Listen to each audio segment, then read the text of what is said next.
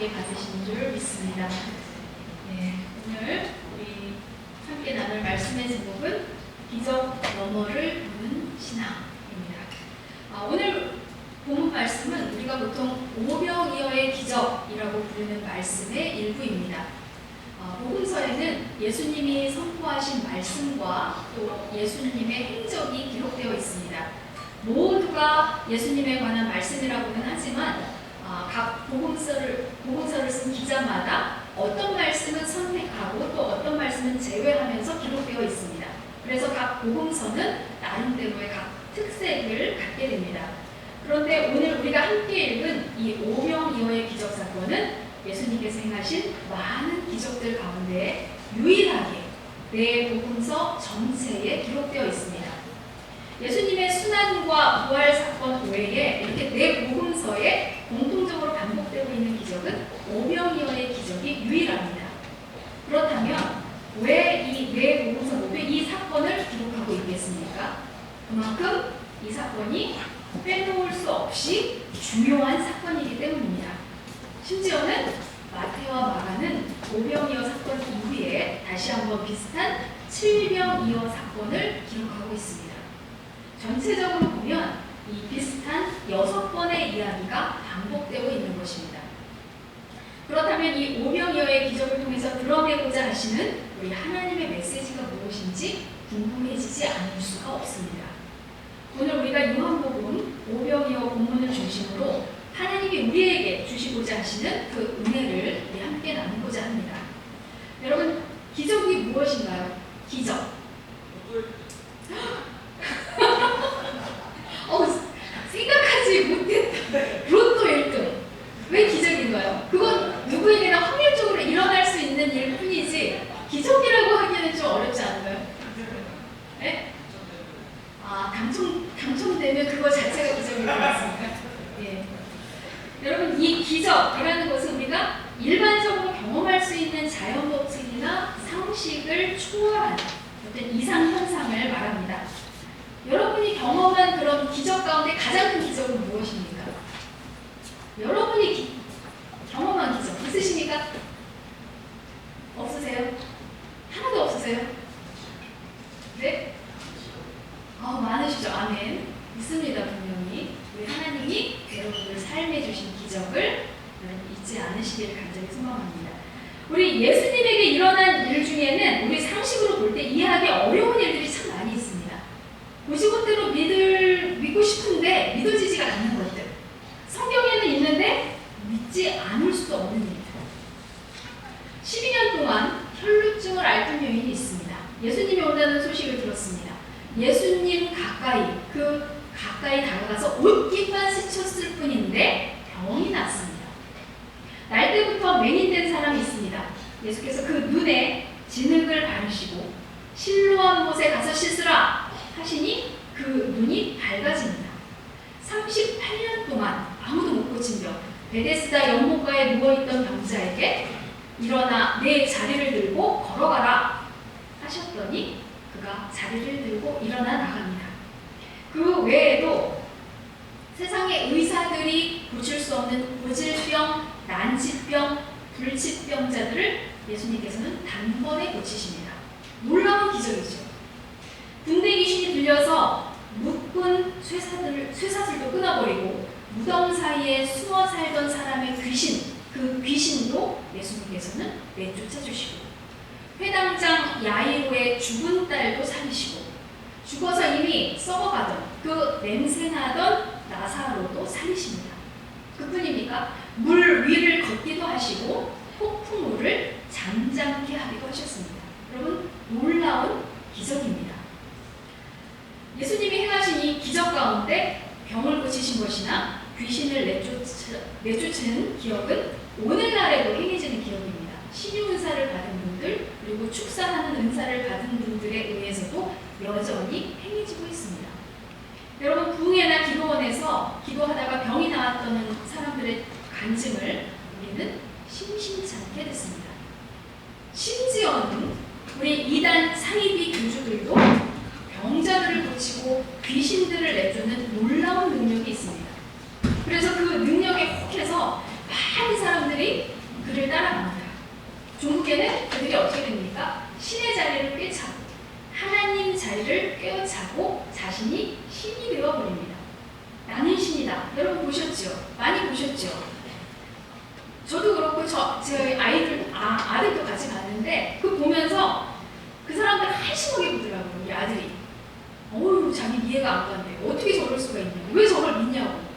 그런데 여러분, 정말 내 눈앞에서 아픈 사람이 벌떡벌떡 일어나고 정말 죽어가는 사람이 살아나는 것을 목격한다면 우리는 정말 혹하게 됩니다.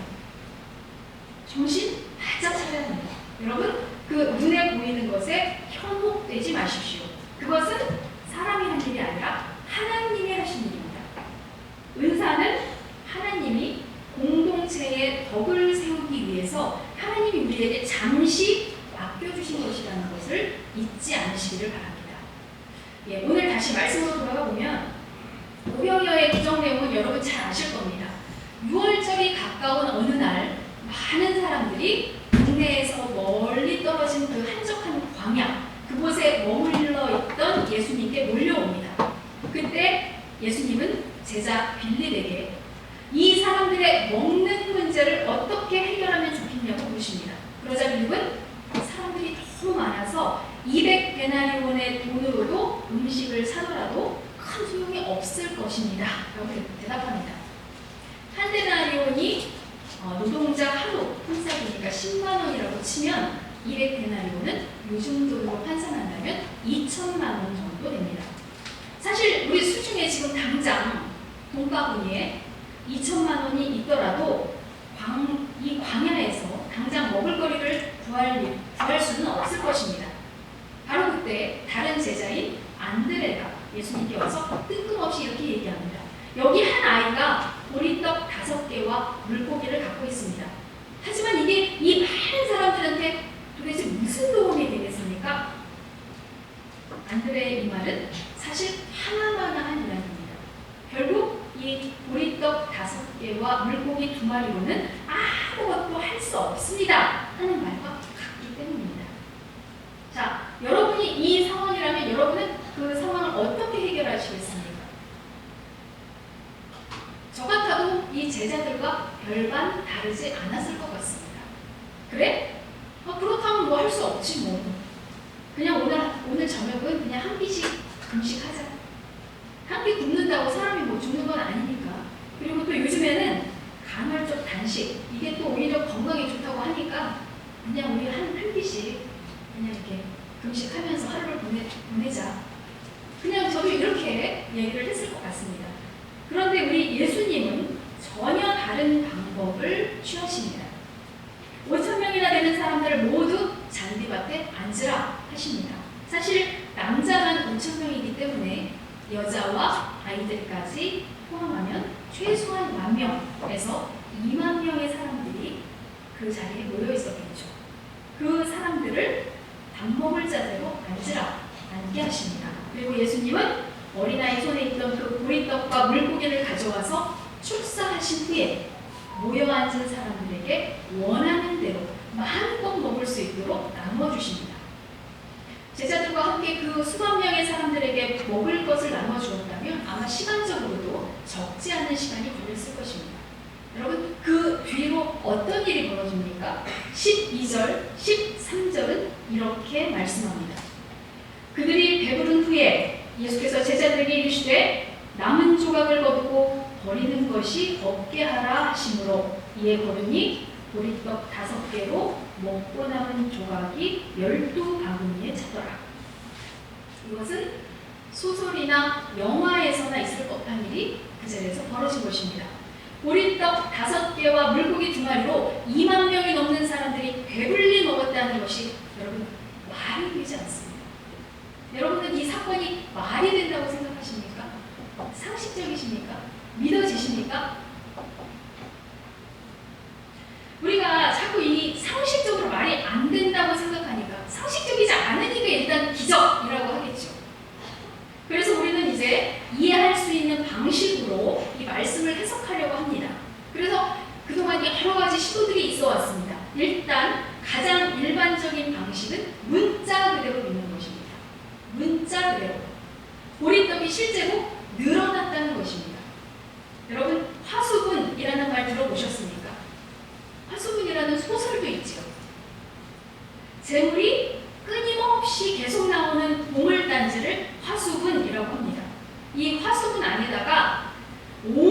특별한 물건을 담아두면 끊임없이 생기를 쳐서 계속해서 우리가 퍼내고 써도 내용물이 줄어들지 않는다는 항아리입니다. 이런 항아리가 집집마다 하나씩 있다면 얼마나 좋겠습니까? 과연 그럼 예수님께서 나눠주신 이 떡과 물고기가 이렇게 끝없이 나눠줘도 줄지 않는 화수분 같은 것이었을까? 여러분, 우리가 다음 주에 우리 공동 식사하죠. 점심 식사를 같이 나눕니다.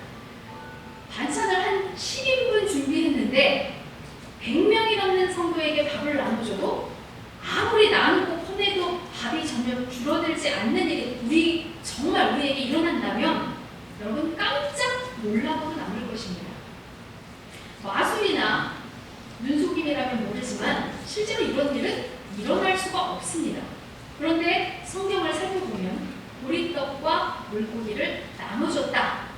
그것도 원대로 나누어졌다. 라고만 하지 보리떡이 계속 늘어났다. 이런 말은 없습니다. 왜냐하면 그것이 핵심이 아니라는 것이죠. 자, 다른 해석은 이렇습니다. 그 지역은 먹을 것이 없는 빈들이었기 때문에 이 성격이 치밀한 유대인들이 나름대로 먹을 것을 준비해서 도시락을 싸왔다는 것입니다. 인가에서 멀리 떨어진 것으로 나오면서 이 먹을 것을 도시락을 싸우지 않았을 리가 없다라는 것입니다. 자, 다들 시간이 흘러서 배가 고픕니다. 시장길을 느끼고 있었지만 서로 눈치를 보면서 얼른 자기 도시락을 꺼내서 먹는 사람이 없었습니다. 그런데 그때 어린 소년이 자기 도시락을 예수님께 드립니다. 그것을 받아드신 예수님은 너무 감격하시면서 우리 앞에서 도시락을 높이 들고 감사기도를 드리십니다. 이 광경을 본 사람들이 이제 밥 먹을 시간이구나 하면서 각자 가져왔던 이 도시락을 꺼내 먹기 시작했고 또 넉넉하게 싸웠던 사람들이 먹을 것이 없었던 사람들과 함께 나누어 먹었다라는 것입니다. 그리고 도시락을 먹고 나서 정리를 해보니까 남은 것이 12바구니에 가득 찼다는 것입니다. 나중에 예수님이 돌아가시고 나서 제자들이 그때의 일을 회상하면서 예수님이 마치 보리떡 5개와 물고기 2마리를 가지고 무리들을 먹이신 것으로 과장해서 기록해 놓았다라고 해석하는 것입니다. 자, 여러분 어느 이야기가 더 그럴듯해 보이십니까? 화수분 이야기? 도시락 이야기? 어떤 것일까요? 두 번째 이야기가 그래도 조금 더 상식적으로 우리에게 보입니다. 그러나 정말 사람들이 이 도시락 까먹은 이야기가 후대에 과장이 돼서 기록이 되었다면 우리는 이 이야기를 가지고 기적이라고 말할 수 없을 것입니다. 그리고 우리는 그냥 우리와 별다를 것 없는 이 예수님을 하나님의 아들 또는 신이라고 할 수도 없을 것입니다. 여러분이 광야에서 분명 대단한 일이 일어난 것 같긴 한데 성경은 그것이 어떤 것이었는지 자세하게 우리에게 말해주지 않습니다. 그렇기 때문에 성경이 우리에게 무엇을 말씀하고 싶으신지 우리는 해석해야만 합니다. 성경을 우리가 상식적으로 때로는 과학적으로 해석하려고 시도를 하면 우리는 모두 실패할 수밖에 없습니다. 왜냐하면 성경은 과학적 지식을 전달해 주기 위해서 기록된 것이 아니기 때문입니다.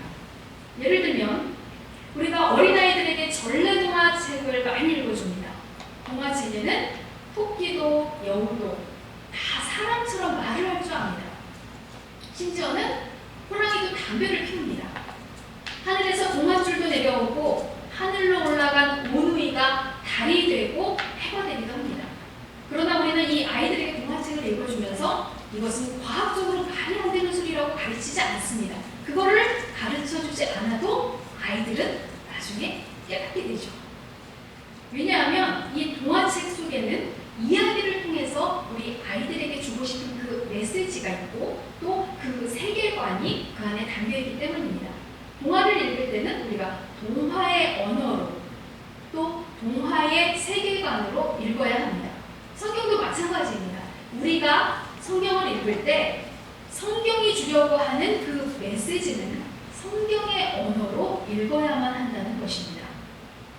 이 기적은 기적 그 자체로 보고 해석을 해야 합니다.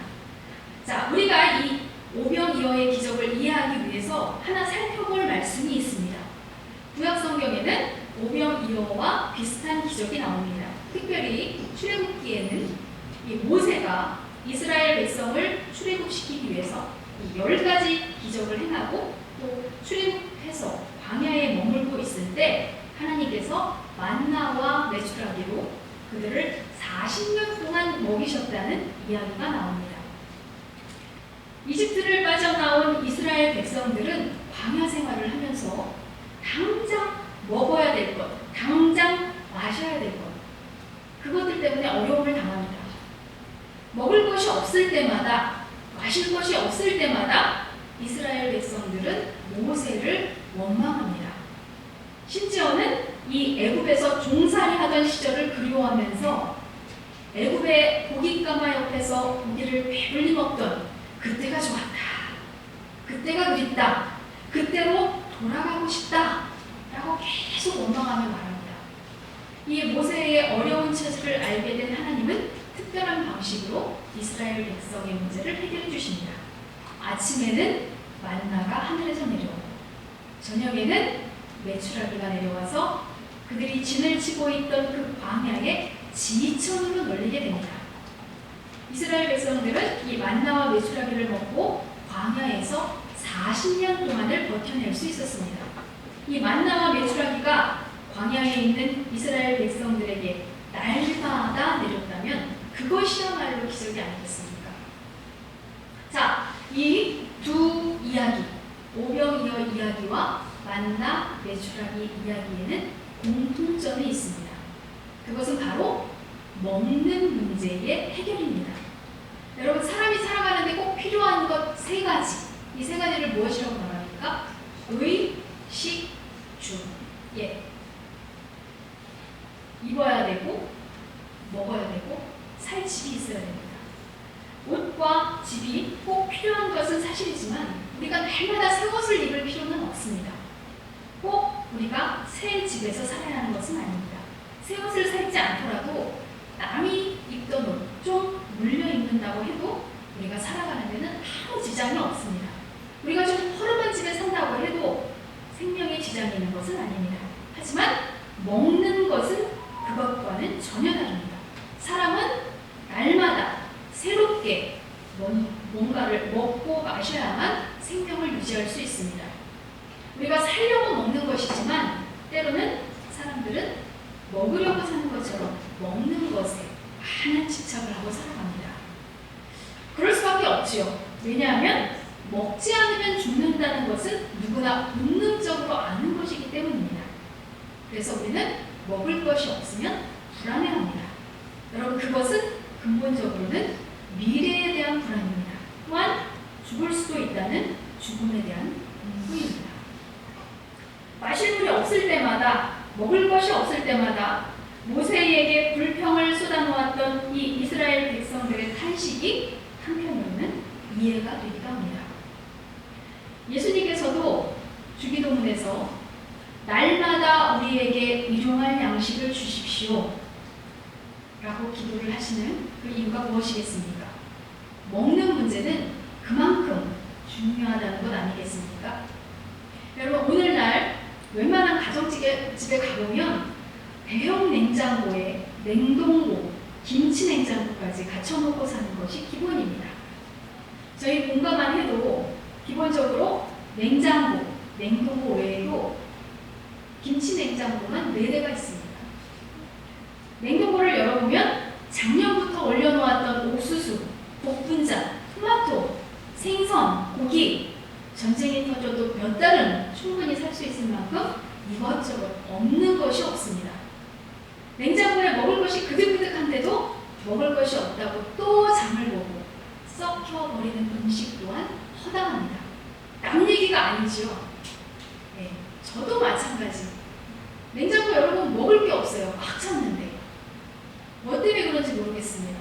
마트가 멀어서 한꺼번에 많은 장을 봐야만 하는 것도 아닙니다. 동네 앞에 나가면 마트가 즐비합니다. 필요한 것 있으면 금방 나가서 하나 사오면 됩니다. 저녁에 주문하면 새벽에 배달해주는 편리한 시대입니다. 음식을 쌓아놓을 이유가 하나도 없습니다.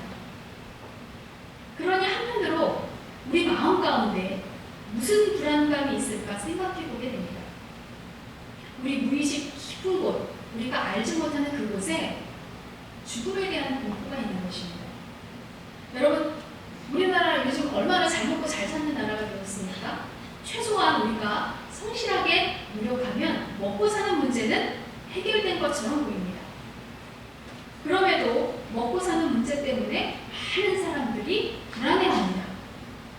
사람들이 모두 이 대도시로 몰려 사는 이유가 무엇입니까? 시골에 살아도 먹고 사는 문제 해결이 되고 큰 어려움이 없다면 굳이 이렇게 서울로 올라오지 않을 것입니다. 이 광야에서 이스라엘 백성들이 만나와 메추라기를 곧 생명이요 구원이라고 경험한 것은 그럴듯해 보입니다. 여러분, 우리의 모습은 어떤가요? 여러분, 선거철 되면 지자체장이든 국회의원이든 대통령이든 누구나 한 목소리로 말합니다. 내가 당선되면 당선되기만 하면 지금보다 더 잘 살게 해주겠다. 집값 오르게 해주고 주식도 오르게 해주고 땅값도 오르게 해주고 잘 먹고 잘 살게 해주겠다고 공약합니다. 그렇다면 사람들은 먹는 것만 해결해 준다면, 지금보다 잘 먹고 잘 살게 해준다면 그가 조금 윤리적으로 문제가 있어 보이더라도 상관없다 생각하고 그에게 표를 줍니다. 먹는 문제가 얼마나 사람들의 눈을 가리는지 보여주는 것이죠. 제가 이렇게 말을 한다고 해서 먹는 문제가 중요하지 않다는 말씀을 드리는 것이 아닙니다. 오해하지 마십시오. 먹는 문제보다 더 근본적이고 더 중요한 것이 있다는 것을 말씀드리는 것입니다. 예수님께서 오병이어 기적을 베푸셨을 때 사람들은 즉각적으로 이렇게 반응합니다. 본문 14절 15절 말씀입니다. 그들이 예수께서 행하신 이 표적을 보고 말하되 이는 참으로 세상에 오실 그 선지자라 하더라. 그러므로 예수께서 그들이 와서 자기를 억지로 붙들어 임금으로 삼으려는 줄 아시고 다시 혼자 산으로 떠나가신다. 오병이어 사건을 본 당시 사람들은 예수야말로 그 선지자다. 그 선지자, 그가 바로 제2의 모세라고 생각했을 것입니다. 오병이어는 광야의 만나와 메추라기 사건과 똑같이 사람들의 먹는 문제를 해결하는 것이기 때문입니다. 예수님을 이스라엘 임금으로 세우면 모세가 출애굽과 광야 생활을 성공적으로 이끈 것처럼 예수도 그런 역할을 할 수 있는 것으로 기대한 것입니다. 여러분, 오늘도 여전히 이런 일들이 반복해서 우리에게 벌어지고 있습니다. 당신이 우리의 왕이 되어 주십시오. 그래서 강대국 로마로부터 우리나라를 구해주시고 젊은이들 취업난 해결해 주시고 먹고 사는 문제 해결해 주시고 이 땅의 모든 갈등을 해결해 주시고 분단된 이 나라를 평화롭게 통일시켜 주십시오. 당신의 초능력이라면 충분히 할 수 있습니다. 당신이라면 이 세상을 완전히 바꿀 수 있습니다. 우리가 당신을 지지하고 따르겠습니다. 그러나 이러한 요구를 우리 예수님은 단호히 물리치십니다. 자기를 억지로 붙들어 임금으로 삼으려고 하자 예수님은 다시 혼자 산으로 떠나가십니다. 오늘날 여러분은 예수님께 무엇을 요구하십니까? 무엇을 기대하시고 어떤 구원을 원하십니까? 오늘도 여전히 우리는 돌이 떡이 되게 해달라고 매달리며 기도합니다. 오병이어의 기적을 강하게 요구합니다. 그러나 이러한 기적과 표적을 통해서 우리가 깨닫길 원하시는 하나님의 뜻은 다른 것이 아닙니다. 여러분, 먹을 것이 어디로부터 왔습니까? 떡과 고기는 모세가 준 것이 아니라 하나님이 주신 것입니다. 그리고 그것은 하늘로부터 온 것입니다. 그것을 알게 하는 것이 하나님의 뜻이었습니다. 출애굽기 16장 12절 하반절입니다. 너희가 해질 때에는 고기를 먹고 아침에는 떡으로 배부르리니 내가 여호와 너희의 하나님인 줄 알리라. 예수님의 능력이 어디로부터 온 것입니까? 하나님으로부터 온 것입니다. 예수님은 사람들의 사람들의 그러한 마음을 잘 아셨기에 요한복음 6장 26절에서 이렇게 말씀하십니다. 너희가 나를 찾는 것은 표적을 본 까닭이 아니요 떡을 먹고 배부른 까닭이로다. 요한복음 6장 32절입니다. 모세가 너희에게 하늘로부터 떡을 준 것이 아니라 내 아버지께서 너희에게 하늘로부터 참떡을 주시나니. 사람들의 관심은 이 표적을 주신 하나님께 있지 않았습니다. 썩을 양식에만 있었습니다. 썩을 양식은 영원한 것이 아닙니다. 금방 사라질 것입니다. 하나님이 모세를 통해서, 예수님을 통해서 먹을 것을 해결해 주신 이유가 무엇입니까? 그것은 눈앞에 보이는 먹을 것을 넘어 먹을 것을 주시는 하나님을 바라보라는 것입니다. 하나님이 함께 돌보시고 하나님이 함께 하신다는 것을 알라. 그러한 메시지였습니다. 우리가 때로는 이것을 잊어버리고 썩어질 양식에만, 배부른 것에만 관심이 있다면 그것은 다리를 가리키는 손가락만 바라보는 것과 같은 것입니다. 사랑하는 성도 여러분, 오병이어로 기적을 베푸셨던 주님은 오늘도 우리를 찾아오셔서 수많은 기적을 우리에게 베푸십니다. 여러분의 인생을 돌아보시면 경제적으로 또 건강의 문제로 때로는 자녀, 배우자, 가족 문제, 인간관계 때문에 어렵고 힘들 때마다 여러분이 생각하지 못한 때에 생각지 못한 방법으로 문제를 해결해 주셨던 우리 주님의 기적을 체험하셨을 것입니다. 여러분, 그러나 우리 주님은 문제만 해결해 주시고 사라지는 요술램프 속의 요정 같은 분이 아니십니다. 기적을 통해서 우리에게 주님이 보여주시고자 하는 것은 무엇입니까? 내가 너의 하나님이다. 나는 너와 늘 함께하고 있다. 나만이 너의 근본적인 문제를 해결할 수 있다. 라는 메시지입니다. 오늘 우리 눈앞에 보이는 것이 전부가 아닙니다.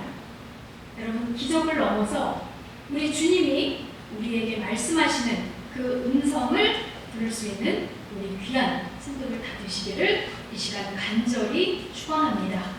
우리 함께 기도하겠습니다.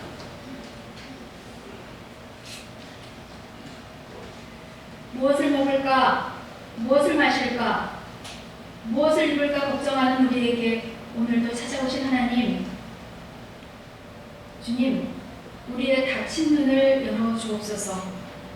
우리의 필요를 먼저 아시고 채워주시는 주님을 믿고 모든 것을 주님께 온전히 맡길 수 있는 믿음을 우리에게 주시길 원합니다.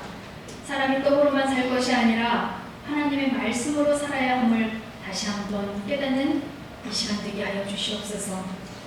눈앞에 보이는 것에 현혹되지 않게 하시고 그것을 뛰어넘는 주님의 역사를 바라보는 믿음의 눈 주옵소서. 예수님의 이름으로 기도합니다.